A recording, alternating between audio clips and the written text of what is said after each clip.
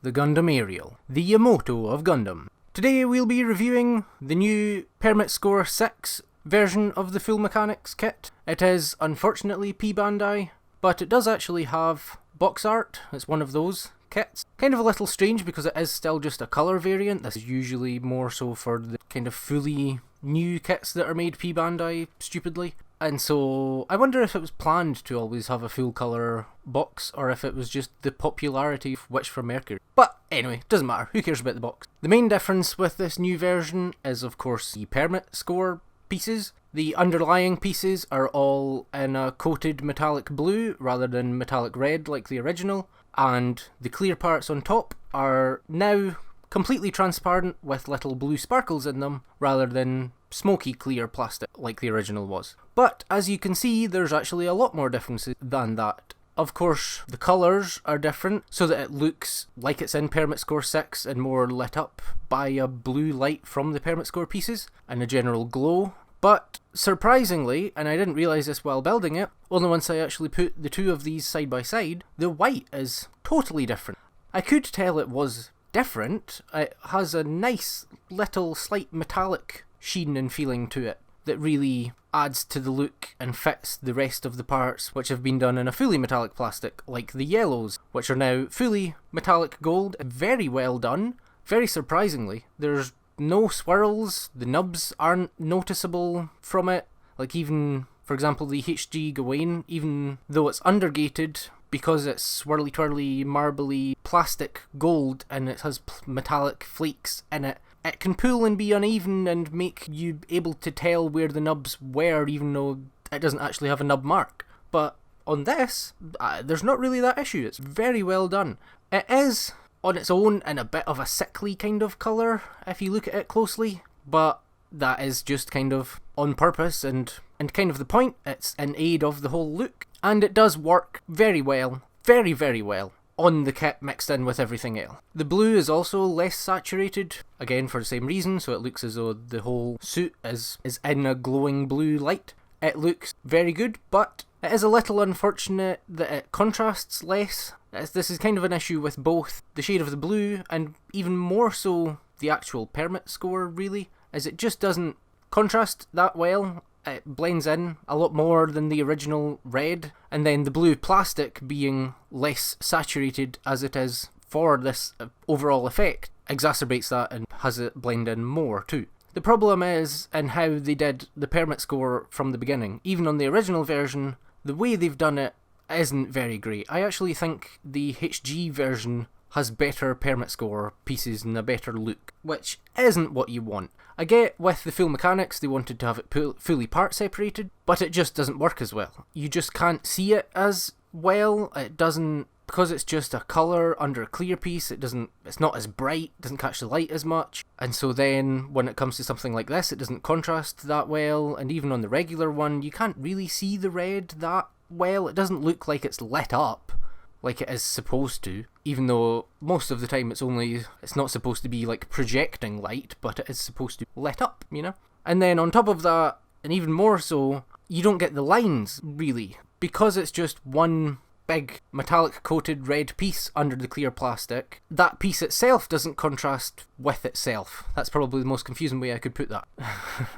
Because it's all in red, rather than only the lines, which are supposed to be in red, being in red, and then the recessed parts being in black, like they should be. The HG achieves it perfectly well by just having pre-molded pieces in black with the red lines. And so it contrasts fully, it looks exactly as it's supposed to. It's not fully part separated, sure, but neither is this. It's not like the black is part separated, that's kind of the whole problem. The red and the black of the permit score isn't actually separated, it's just all red with smoky black put on top of it. And I'm saying red, but of course that is then the same with this new version and its blue permit score. An additional problem is because it's metallic coated with paint, it doesn't coat into the recesses as well. And so there's silver where there's supposed to be black. And you can quite often see it, more so especially on the new version, because the clear pieces are clear. Of course they have the sparkles in them, but that doesn't really limit your vision of what's underneath as much as it all just being smoky. and so it's not ideal. They tried too hard, and I don't think you really get anything out of it. I guess it's more paintable, technically, because if you painted any of these green, for example, and then put it under the clear pieces, it would look just like if they had made it in green, and it would look reasonable, compared to getting the HG and then trying to paint the permit on that green, which would just be a nightmare because you just have little lines to paint. But I paint, and I don't think that's worth it. Thinking about it, you could really get the best of both worlds if you were to do a pre-painted, pre-molded, however they did the HG versions, piece, but then also still have the lines raised and the black recessed, because as it is, if you wanted to do it properly, you would have to paint it in green and then paint the recessed parts black. You probably wouldn't do it in that order, but it doesn't matter. And so you could probably get the best of both worlds by just kind of doing that from the factory, essentially. So that's a lot of time on that, but I do think it's worth a mention because it is a problem with both, but that is even worse on this new one. It's still a minor problem. It still looks good. It's only close up that you will see that there's silver in the recesses, and you still get the idea, for sure.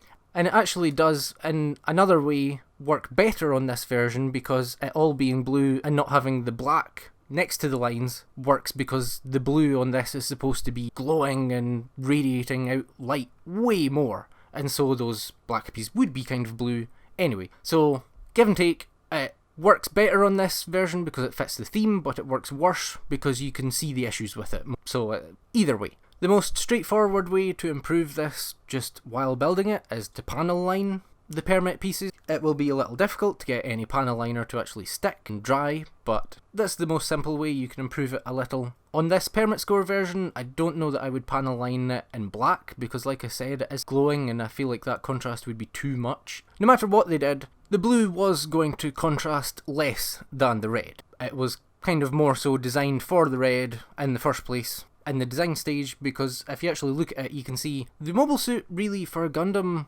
doesn't have that much red on it overall, and so innately the red just contrasts better and stands out better. And so I'd really quite recommend the Kosmos LED set. Honestly, it's just a fantastic LED set anyway. It goes together and fits in the kit about as well as a Bandai LED set, but the end result is far better and far cheaper, because it's actually full RGB and controllable and has a remote and is USB powerable and has been thought through to give you everything you want. And because the whole deal with this version is that it is supposed to be lit up and glowing, obviously putting an LED kit into it works out really well. In terms of which of the two versions suits having an LED kit more, there's pros and cons. This one, obviously, like I said, is supposed to be glowing. The blue has a little bit of a problem contrasting without the LED kit, but on the flip side, with the LED kit but not lit up, it's not ideal. It removes all of the metallic blue plastic, which is kind of what you're paying P-Bandai prices for to some extent, and so it feels a little more wasteful than on the original kit. And because it is clear plastic on top, it allows you to see workings of the LEDs more. You won't really see the LEDs themselves, but you will see the silver photo etched pieces that you put on the inside more, and especially, and more so what I find a bit of an issue, is the white backing that you put on those silver photo etched pieces in order to better diffuse the light. It just looks a little strange as it is unlit up and everything, with just white clearly visible. Just a little odd looking. On the flip side, the original version, the red contrasts more, but it is under smoky plastic, so you can't really see it that well either. It's like I'm trying to contradict myself. Like I did say, it doesn't look at all really like it's lit up. It looks like the aerial's off and just has red there. And so the original version also benefits a lot from an LED kit just to fix that, to make the red actually more visible, pop. It contrasts, but it's still dim, essentially. But the LED kit is fantastic, and it fits the theme of this version, and I would lean to this being the better version to put it in, because, spoilers, I think this is the better version of the two. The red on the original not popping is really an issue. Really detracts from it, I feel. And then the finish of the plastic, the colours on this newer version, the Permet Score 6 version, do just look really nice. They've pretty much nailed it. I usually always paint gold. I don't think I'll bother with this because it just looks good as it is. And it is in the pale, slightly sickly looking colour, like I said, but that just really fits the theme. So I don't actually think I'll paint this, maybe even at all. And so I'm really happy with it. And the other main thing that makes me think this is the better version to get is because even with Bandai's current unlikelihood of releasing any MGs ever, any given day there's almost a 0% chance of an MG release. You pretty much know, there's going to be an MG aerial at some point. And so this version better complements an eventual MG, rather than getting the original at this point and then in 3 years, sure it's ages, but it ends up flying by, you've got just kind of two of the exact same suit, and you don't really know what to do with the older version. So this at least avoids that, which kind of makes me recommend it on its own with an eye to the long term. However, both have their issues, even beyond just contrast and colours popping and everything. The most surprising to me of which is the proportions. They're not right. Once I actually put it on my shelf, I quite quickly noticed that the chest just looked a bit small and nowhere near wide enough. And upon looking to make sure I wasn't crazy and trying to find references, which is always a pain, because you really have to use anime screenshots because line art is never what it actually looks like in the show. The easiest reference is from the Gundam advert that they make, but it's a bit overly CG looking and it doesn't feel like that's how it looks most of the time, but it is actually closer than these are. And you can see with that, just using it as an easy example, that the chest is way less wide and the hips too are much thinner. And by which I mean the top of the thighs of the legs, really. And it also has a bit of an issue with gapping above the legs, which is especially unfortunate. They still look good with their current proportions. I do feel like it's a little less noticeable on the original colour version compared to this new version. I think because of the difference in blues. On the original, the blue is so much brighter and more visible that it kind of makes the chest look bigger because you can see it more, whereas on the newer version it's a little more noticeable that the proportions aren't right, but barely. They still look good as they are though. These are good proportions, they look cool as they are, but it is something that you might end up really noticing once an MG is released and you have them actually side by side to compare and stuff, and they're like, oh holy cow, the original's proportions were totally different, you know? But that depends on how they do the MG. MGs aren't really that accurate with proportions, sometimes annoyingly, sometimes for the better.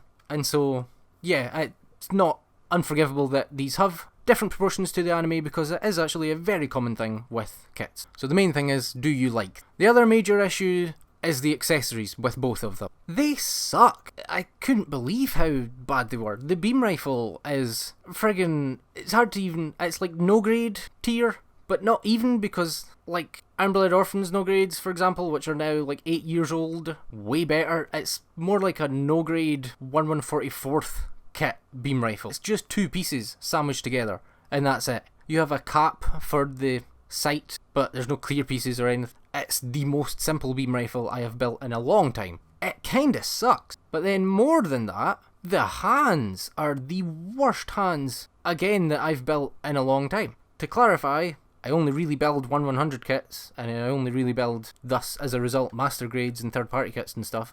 So, you know, but there's just nothing to them. They're swappable fingers, but the swappable fingers don't have any connections. There's nothing to hold the beam rifle or the beam sabers or anything into the hands. You just kind of push them in and hope they stay in place. They do. It's not ridiculous. The beam rifle doesn't just like fall out the hands. The beam sabers aren't made too small for the hands or anything. They do stick in a bit. There is friction, but it was shockingly simple. And it's not helped by how few separate fingers you get. You can only hold the beam rifle in the right hand. You cannot hold it in the left. There's just basically no hand options in general. You cannot do the splat. There's no full open palm. They probably didn't realise when designing the kit that how much that would kind of get shared around and become a meme and stuff. But still, like, what? And it's swappable fingers, so it's not expensive at all to just make more fingers. They're tiny little pieces with no engineering, really. Like, come on. I know these are, they're effectively no grades full mechanics kits. They're cheap, but come on. The beam rifle I can kind of forgive for the price. I would much rather they cheaped out on the beam rifle than the mobile suit.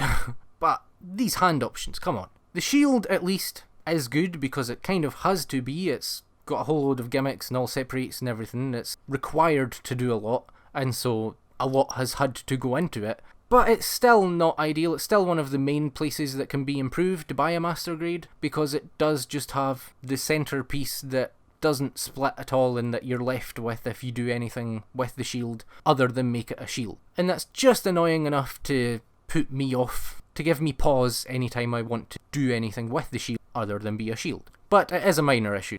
The last issue kind of tangentially brings us to Articulation, and it's the solidity. Overall, the whole kit is actually fantastically solid. It does not move. It's more solid than a lot of master grades because, pretty much I think because it doesn't have a full inner frame. So even though the joints are simpler and not necessarily made as sturdy and made for the long term, there's just a lot less weight for them to hold. But it just does not move if you don't want it. Except for the small issues here, which are the forearm has its own rotation in order to accommodate the shield, but it's just too loose. Not insanely loose, but considering you have to put the shield on it, and it's a big hunk of plastic that's fairly involved with lots of layers and everything, the arm just doesn't feel that secure in where you place it, and it's probably really just more noticeable and feels worse because of how solid the rest of the kit is. Then the only other part that's a little too loose is the swing of the hips, which I think just shouldn't have been there. It does nothing, as far as I can tell. Overall, I think it was just a complete waste and a bad joint, frankly, considering what could have been done and kind of needed to be done. The swing itself is just a little too loose and moves easier than you would want it. It's kind of a fine line because they can also easily be too tight and then just be useless, but this one's kind of useless anyway, so. It's also conjoined, so if you shift one leg forward, the other leg also comes forward, again limiting its usefulness, and then it just doesn't seem to allow for any increased range. Compare it with other kits' drop-down hips and hip joints and sliding hips and etc., where the legs are separate, but also, most especially, what would have benefited this, where they actually go up and down rather than shift forward and back, so that you could close the gap between the legs and the kind of waist skirts. Like, why? They just shouldn't have bothered. This joint, as they've done it, it's only a little loose, but it's worthless. So a little bit of looseness is annoying enough. So then, onto Articulation. The head looks up a bit, not a great range up. Good range down, it can bury the chin. Doesn't get an insane amount down, but good. Full 360 rotation. Tilt. Rotation at the shoulders, of course. But something a little unusual with this is the shoulder armour is not very independent, and so you can't move the shoulder armour without just also rotating the arm pretty much at all, which is a little unusual. Usually you can, and it allows you to bring the arm forward but then shift the shoulder so that the top of it's not completely backward and you're just looking into the bottom of the shoulder. You can't do that with this, and it's just a little unusual. Usually they leave clearance in order to do that. There's a butterfly joint in the body. It allows the arm to go back a little bit, forward a little bit. You can pull the arm out a little bit as well. The joint is nothing crazy, but it allows a decent range of motion. It does allow you to put the arm across the chest and get the hand past the centre of the chest, which is pretty decent. When also using that joint, you can get the arms up really far, well past 90, more like 135 degrees up, almost. There is of course bicep swivel, forearm swivel as I said, and the elbow bend gets all the way. The lower joint is a little awkward, it does kind of break the arm, but it's fine. Waist works really quite well for a Gundam. It's kind of designed to be more movable from the start of the design phase. It's a thinner waist, but it goes forward a good amount, back a good amount, rocks side to side, rotate it. Good waist overall. Hips can't quite do the full splits, very nearly, but they just start running into the plastic. Then the legs can come forward quite far, a little bit past 90, but because of the weird front skirts, you do have to kick the leg out quite early, and so they can't really come straight up. They go back a little bit less than 90. Rotation at the thigh, of course. Knees bend all the way, no issue with the knees. They're well gimmicked to open up and everything as well. And with movement on the yellow, it's extremely simple, but it worked, so no complaints. Then the ankles. They're actually kind of fantastic. They go really far forward, good amount back, and have two separate toe joints. The whole front of the foot, and then that has a toe joint. You can turn the foot as well, of course, and then swivel it. While the whole kit was together, I could only get it swivel by rotating the foot and putting it at an angle, but once taking the leg off and doing the functional movement here, I was able to get it way further, so I don't know. But as you can see with the functional movement, it goes very far forward, without even using the toe joint. And plenty back. It could do with a little bit more back, considering that the toe joints can't make up for that. But overall, honestly, fantastic ankle. Unbelievable. And the articulation overall, really good. No real issues, no complaints with the actual range or anything. Only complaint is the engineering of the hip swing just being unnecessary. But that doesn't give it less range, and I don't think any kind of drop down hip or anything would have increased the range, so no problems at all, frankly, with the articulation. And the build was great. Honestly, I loved the build. It was quick and elegantly simple. The head fully separated, which is nice, and kind of strange coming from having just built the Sinanju Stein, which I haven't reviewed yet. This has ended up jumping ahead in the queue, sorry about that, but a full Verka Master Grade, and it doesn't have separate eyes or anything, and then coming to just a simple full mechanics kit and it has a fully separated head. It felt weird. Of course, even the HG's heads are fully separated, but still, nice.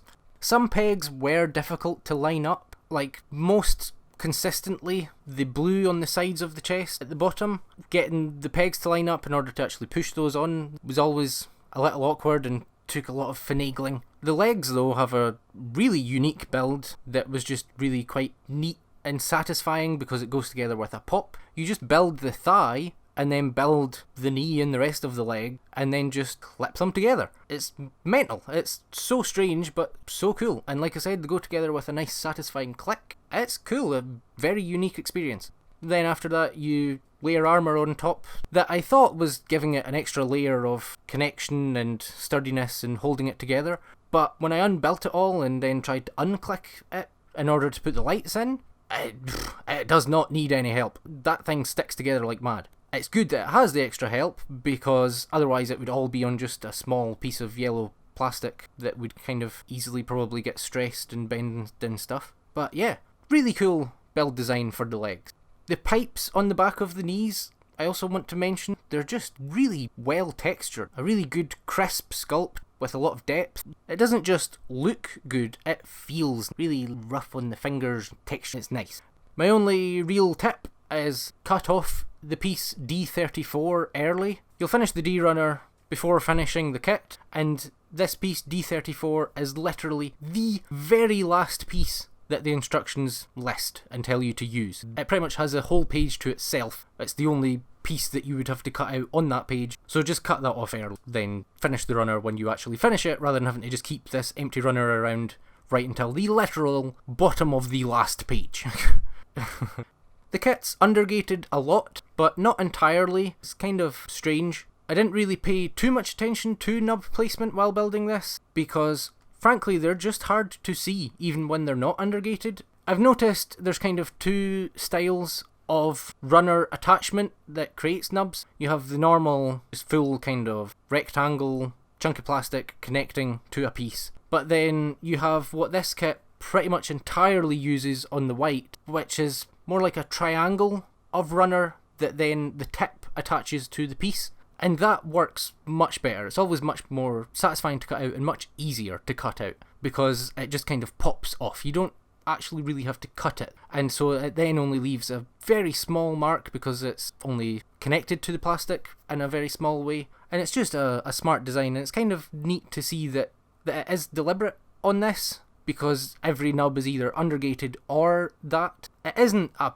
perfect attachment for the runners, because I've noticed it does tend to gouge the plastic more than a normal runner, leaves just a tiny hole, which can be worse for more involved builders where you're sanding and stuff. That's kind of the main thing you would want to avoid, because with a little hole you can't just sand that away as much. It's not extra material, it's missing material, and so depending on how deep the hole is, you might just not be able to get rid of it, really. But in terms of ease of build and ease of invisible nubs, it's great and it's satisfying. Still though, there is one nub that's weirdly visibly placed, and it's right on the front of the biceps. There's a nub right there, not really visible at all, but it's a strange place to risk having a visible nub, because it's such a bad place to risk having a visible nub. And especially on the frame where it's darker plastic and could stress mark, I don't really see how it could stress mark because it's such a small piece and such a small raised edge that the nub is attached to that it would be difficult for it to stress mark, but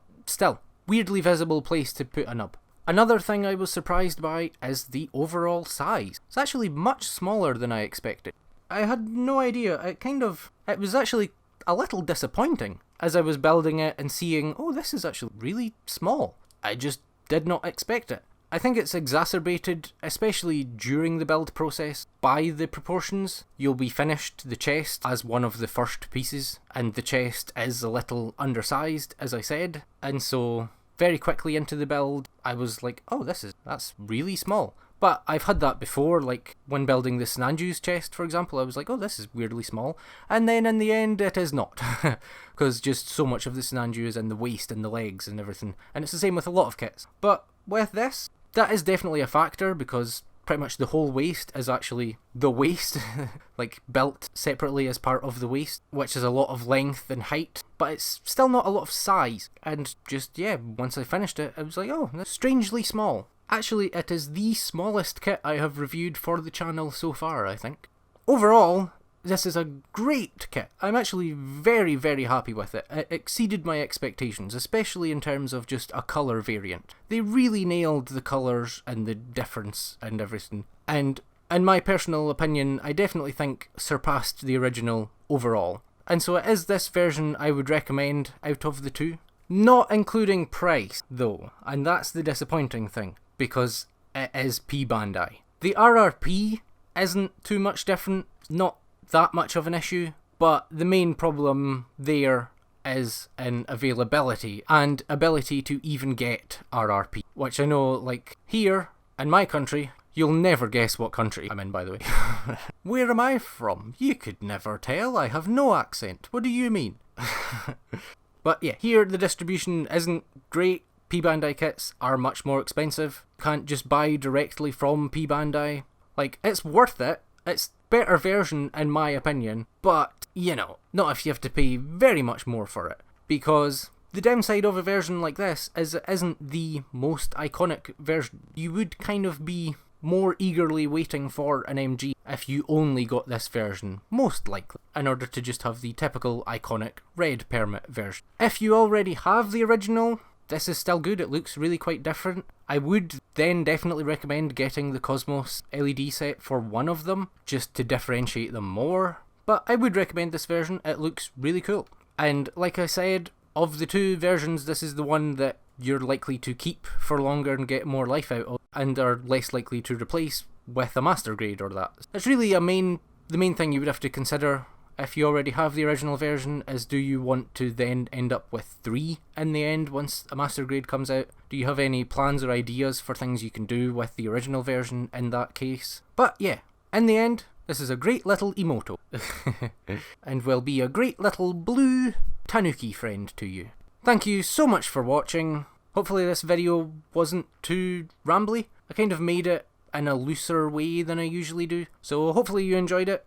Let me know. Check out some of my other videos if you want, and I will be making more. Like I said, been working on Sinanju Stein review, and I've taken too long to do it, and so now I've ended up jumping this ahead in the queue, and yeah, but that video will be coming at some point soon, so subscribe if you want to see that, or any number of videos. I have 7 others currently recorded, and I have a fair few more Witch from Mercury ones planned as well, like instructions for installing the Kosmos set, maybe a review for it, although I think it's redundant, and also Suletta and Miorine and Figure-Rise in comparison to the SH Figuarts figure. And I also have some other figure reviews planned as well, not just model kits. So plenty planned, plenty already recorded, just bloody slow production. Ugh. But yes, thank you for watching, and subscribe if you want to see any of those eventually. Who knows when, I'll try and hurry up. Bye!